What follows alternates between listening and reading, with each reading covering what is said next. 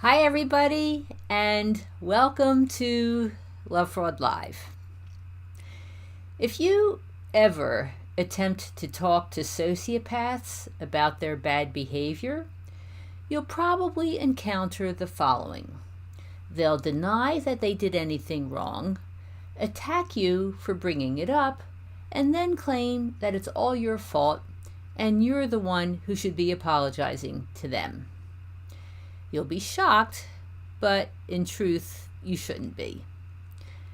I'm Donna Andersen, author of Lovefraud.com, and tonight I'll explain research that shows the typical response by abusers to confrontation: deny, attack, and play the victim.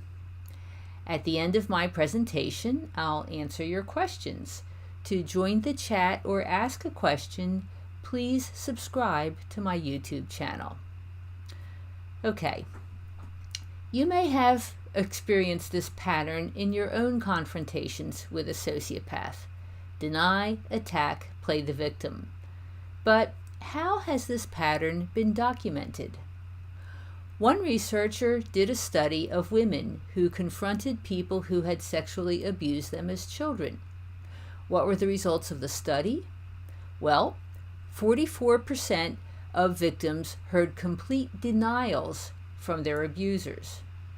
22% were accused of misunderstanding the abuser's conduct. 44% were told that they were crazy, and 22% heard a partial admission of guilt, only to have it later retracted and transformed into denial, minimization, or assertions of being misunderstood. So, what's the effect of these denials and accusations on the victim? Well, you become confused and doubt yourself. You're less likely to disclose what happens to someone else. In fact, you may wonder if what you experienced actually happened at all. Another group of researchers explored this phenomenon further. They wrote a paper that also documented this typical pattern of abuser behavior, which they described with the acronym DARVO, D-A-R-V-O, and this stands for Deny, Attack, Reverse Victim and Offender. Professionals who work with domestic violence or sexual assault victims know that perpetrators frequently minimize or outright deny their actions, and then twist things around to portray themselves as the victims. But this particular study found the same patterns in less serious mistreatments and social transgressions. They also found it among multiple types of relationships, such as between friends and family members, not just romantic partners. The researchers conducted an online survey that was completed by 138 college graduates, including 33 men and 104 women.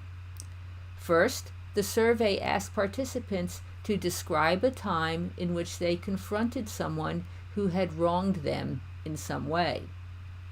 Then, the participants were asked if the perpetrator made statements that denied, attacked, or reversed the victim and offender roles. They were presented a series of statements and asked if the offender used some of them. Here are some examples. For denial, the statements included, "It wasn't as bad as you're making it sound," or "Nothing bad happened," or "I don't know what you're talking about." Here are some of the statements that indicated attack. "You're just whining about it. You're acting delusional. Everyone knows that you're dysfunctional anyway." Finally, these statements reverse the roles of the victim and the offender. "I'm the real victim here. You should be apologizing to me. If you weren't acting the way you did, this wouldn't have ever happened." Have you heard any of those? Anyway, the survey results showed that nearly 72% of respondents heard at least one phrase from all three components of DARVO: deny, attack, reverse victim and offender. Therefore, These strategies comprise the typical abuser response to confrontation. In another part of the survey, respondents were asked about how they felt at the time of the confrontation and also when they took the survey. The researchers reported that individuals who were exposed to higher levels of DARVO during the confrontation tended to report more feelings of self-blame when the confrontation occurred. So, why is this research important? It means that you're not crazy. Sociopaths are abusers and manipulators, and they use these strategies to evade responsibility for their behavior. They deny what happened, attack you for standing up for yourself, and then play the victim. Knowing this can help you. If you want to confront your abuser, simply being aware of the perpetrator's typical strategy may mitigate some of its negative effects. You'll be better prepared for the undesirable and hostile response that you'll probably receive during the confrontation. The abuser may try to make you feel responsible for the abuse, deny that any abuse happened, and then employ personal attacks, all simultaneously. If you're ready for this possibility, you may feel less disoriented when it happens.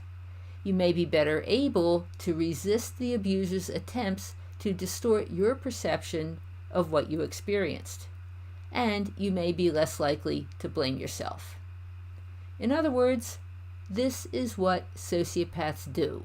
It's how they respond to confrontation. Knowing this will empower you if you do choose to confront the abuser. Then, if they pull the deny, attack, and play the victim routine, you'll know that they're the ones with the problem, not you. So that's the presentation for tonight. Next, I'll answer your questions.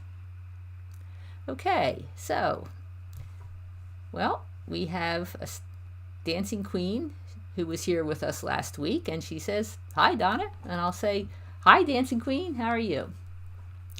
So anyway, I think that this topic is really important to understand because so many times I've spoken to people who just are mystified by the fact that when they attempt to talk to a person who they now realize is a sociopath, although they may not have realized it when they were initiating the conversation, they're trying to have an adult conversation, expressing what they need, using I statements, when you do this, it makes me feel this, and those types of things.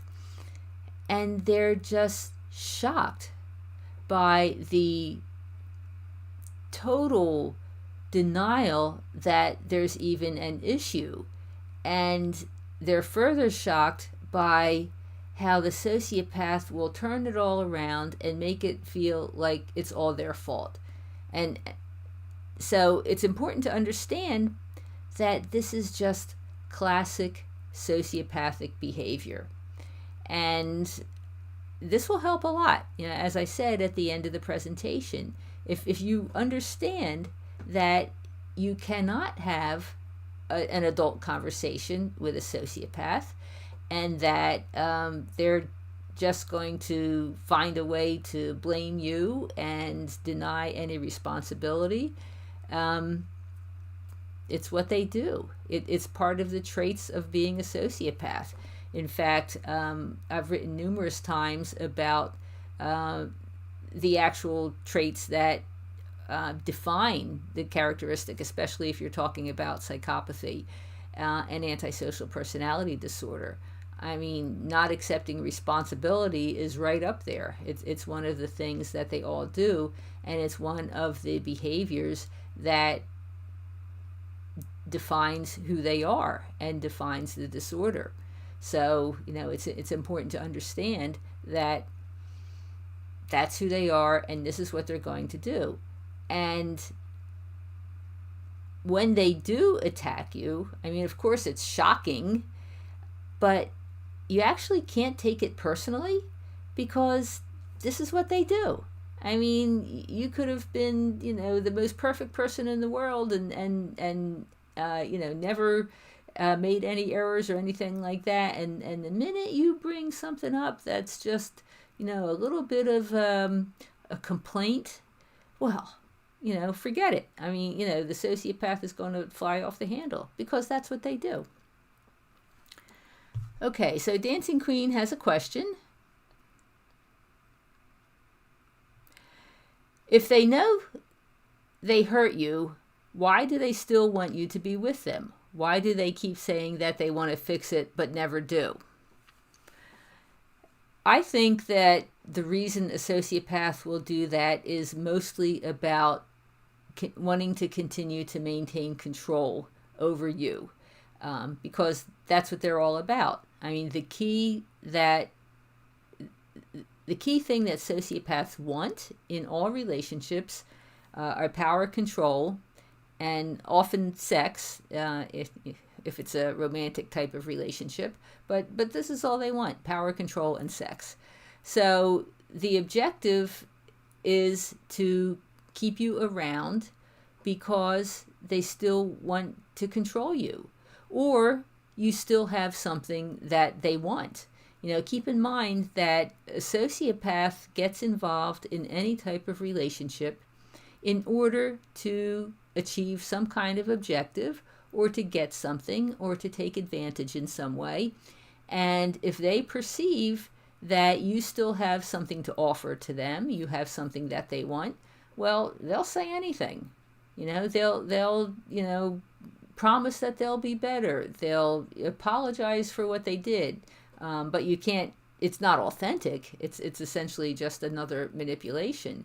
But or they turn it all around and try and make you feel guilty and make you feel blamed, and then make you feel sorry for them and make you feel that, you were wrong to bring up any objections. And for them, it's all just strategy. They're just trying to keep the supply coming in. Whatever it is that you're offering, that's they're not done with you yet. They want to keep it, so they'll say whatever they think will work. Okay. So Anne-Marie says, my husband would spend the weekend with his girlfriend, and when I confronted him, he would say to me that I'm not doing anything to you. I thought I was losing my mind. Yeah, it's shocking. It's truly shocking. It's just an indication of their total inability to understand empathy, loyalty, love, commitment. I mean, they just don't get it at all. It's just not part of who they are. And so, if he was with the girlfriend and not like assaulting you, well, what do you got to complain about? I mean, that's the thinking.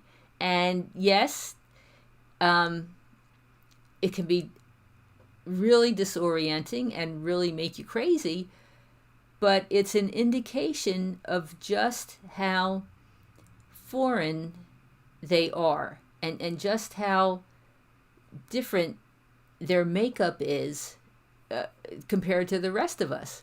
I mean, keep in mind that the fundamental difference with people who have antisocial, psychopathic, narcissistic personality disorders is that they do not have the ability to love.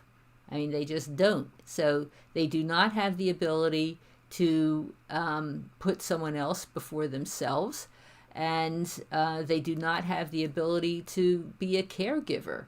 I mean, I've explained a few times, but maybe not on this video, that there are 3 components to romantic love. The first is attachment, which means that you want to be with somebody. The second is sex, which is self-explanatory. And the third is caregiving. And what that means is that when you love someone, you're willing to take care of them. You want what's best for them. You want them to be happy and healthy. Well, sociopaths can do the first two. They can consider somebody to be attractive and want to be attached to them, and they certainly are interested in sex. Sociopaths do not do caregiving. They simply can't do it. So consequently, they don't even know what you're talking about when you're hurt that they're spending time with another woman. It just doesn't register, and it's just an example that they're like aliens. They simply have totally different internal makeup, totally different agendas, and they're not going to change. Okay. All right, so MME says, my next door neighbor is toxic, having experienced DARVO and passive-aggressive digs when setting boundaries. They throw small things into my yard. I do no contact. Anything else? I would say that the only other thing you might want to consider is documentation. I mean, right now, they're throwing things in your yard.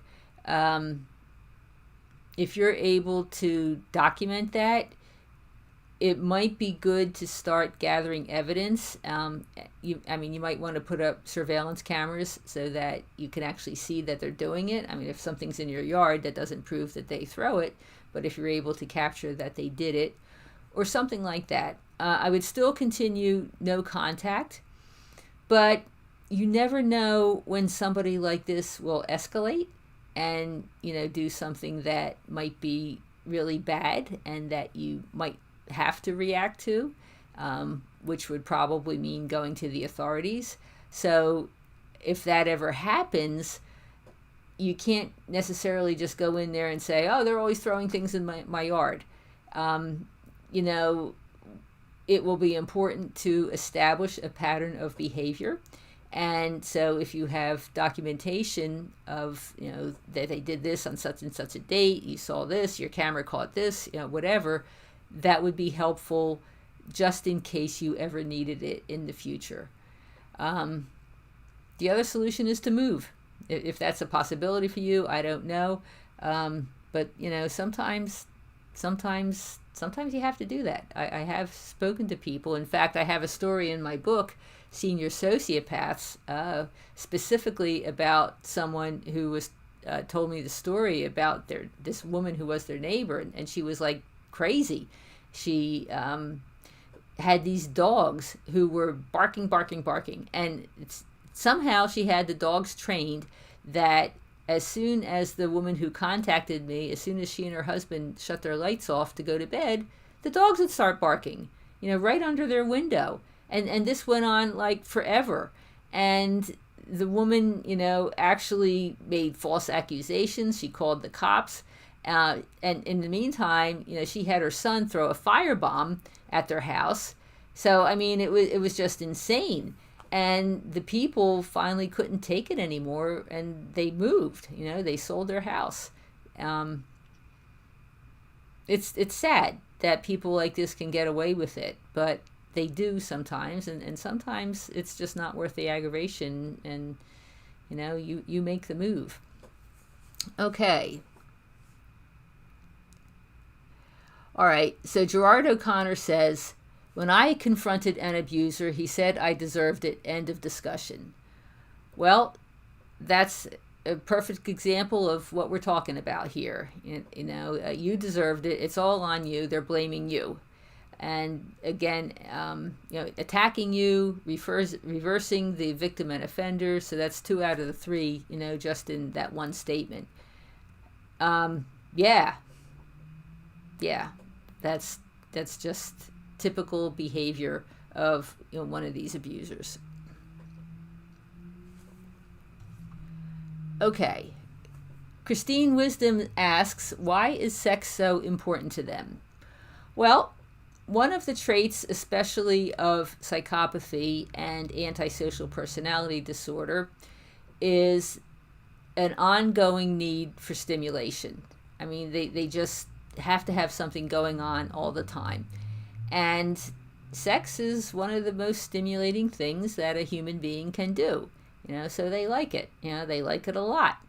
And they like a lot of variety, and they like, to do it in different places and with different people and in different styles. And then, when normal variety becomes boring, then they go to the taboo. They start doing things that are, kind of disturbing. It's just the stimulation, and that's the main thing. But the other thing is they also recognize on an intellectual level that if they can have sex with somebody, that person becomes easier to control, because normal people, we bond with whoever we have sex with. It's part of our biology. And of course, most of us would like to think, for the most part, sometimes we have sex for sport, but often, we are looking for a deeper connection. Of course, the sociopath isn't. That's not impossible. It's impossible for them, but they do recognize that if they can get somebody hooked sexually, that they're easier to manipulate and control. So those are the reasons why they're so into sex.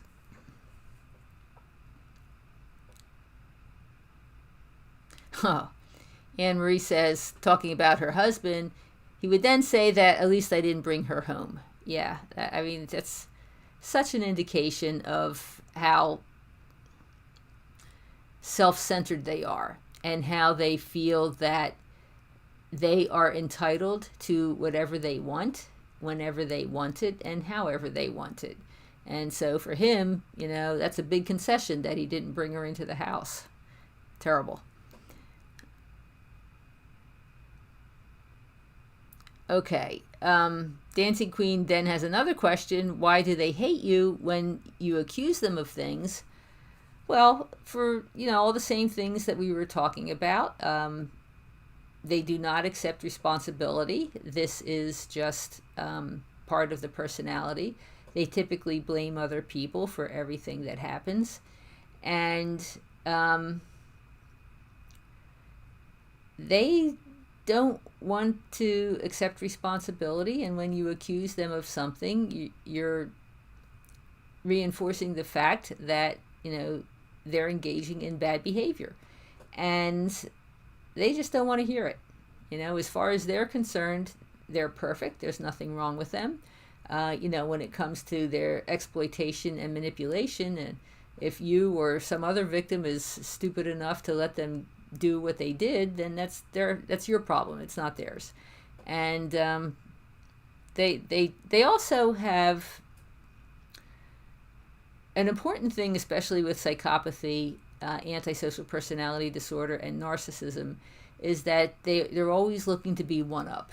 They want to be in a position of power, a position of superiority, higher up the pecking order, in any situation. And, if you're accusing them of something, some wrongdoing, it's an assault to their position in the pecking order, and they don't like that. So that's probably another thing that goes on in these situations. Okay, so MME says, my neighbor's son called me old and junky when I was putting up a security camera. Both came out of their place when they saw me. I can't afford to move. I use my phone audio recorder outside now. Okay, well, if you can't afford to move, you're doing the next best thing. I'm glad that you already have a security camera, and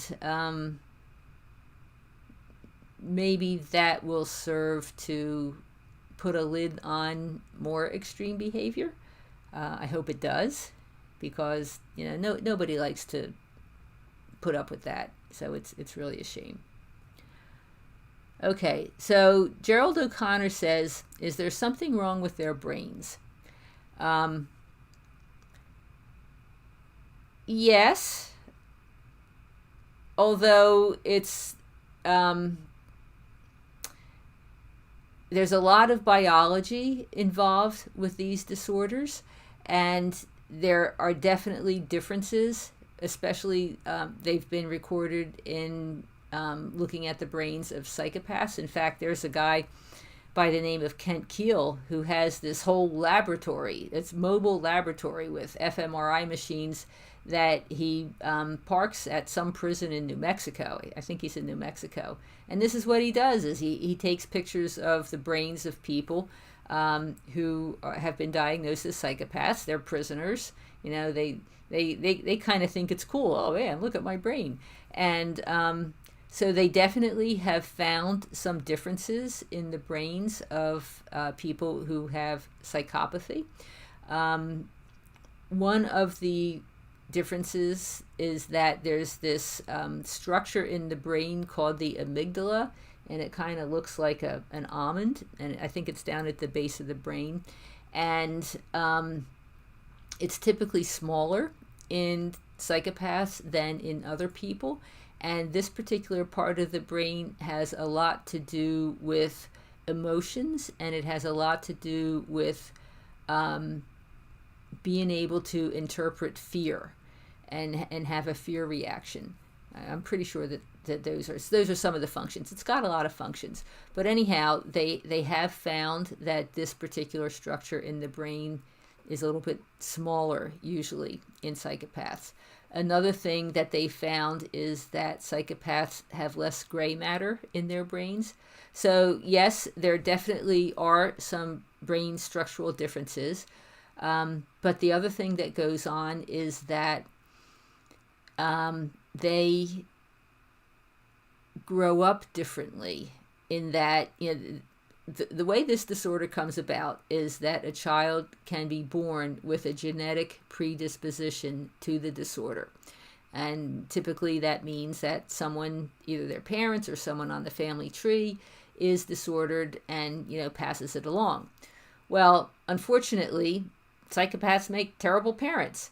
So what happens is that there's this interaction between nature and nurture, in that the child is born with a genetic predisposition and then gets terrible parenting. And so, you know, because of that, you know, there's another new psychopath has come into existence. So, oh, wow. Got some contributions. Thank you so much, Ellie and MME. Terrific. Appreciate it. Okay, so we have another story question here. My sociopath neighbor is cheating on her husband. I installed security cameras and have exposed her to other neighbors. I'm afraid she can get me attached. I guess you mean attacked by any of her lovers. Yeah.